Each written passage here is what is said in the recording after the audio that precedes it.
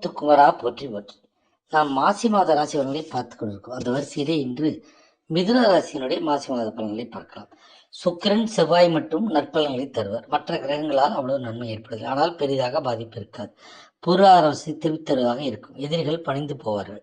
ஆடை ஆபரணங்கள் வந்து சேரும். சிலருக்கு புதிய வாகனம் வாங்கும் யோகம் உண்டு, ஆனால் உடல் ஆரோக்கியத்தில் கவனம் தேவை. மற்றபடி வசதி வாய்ப்புகளுக்கு குறைவு இருக்காது. உங்களுக்கு ஏற்பட்டிருந்த பெயர் விலகும். குடும்பத்தில் மனைவி மற்றும் மகளின் ஆலோசனை கேட்டு செயல்படுவது நல்லது. பிள்ளைகளால் தர்ம சங்கடமான நிலைகளை சமாளிக்க வேண்டிய சூழ்நிலை ஏற்படும். தந்தை வழியில் எதிர்பார்த்த காரியங்கள் முடிவதில் தடை தாமதங்கள் ஏற்படும். அவருடன் மனக்கசப்பு ஏற்பட வாய்ப்பு இருக்கு. தந்தை இருந்தால் அனுசரித்து செல்வது நல்லது. அடிப்படை சாதனங்களே வாங்குவீர்கள். உறவினர்களால் அனுகூலம் ஏற்படும் என்றாலும் சில பிரச்சனைகளும் ஏற்படக்கூடும்.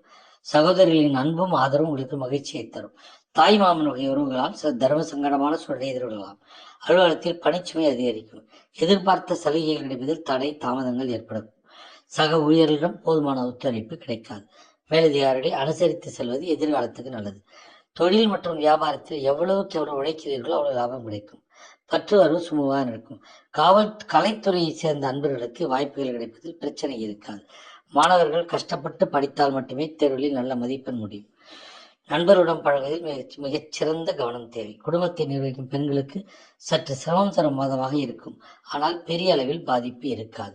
அலுவலகத்தில் செல்லும் பெண்களில் அலுவலகத்தில் பணிச்சுமை அதிகரிக்கும். நல்ல நாள் பிப்ரவரி 15, 16, 17, 20, 21, 22, 25, 26, 27.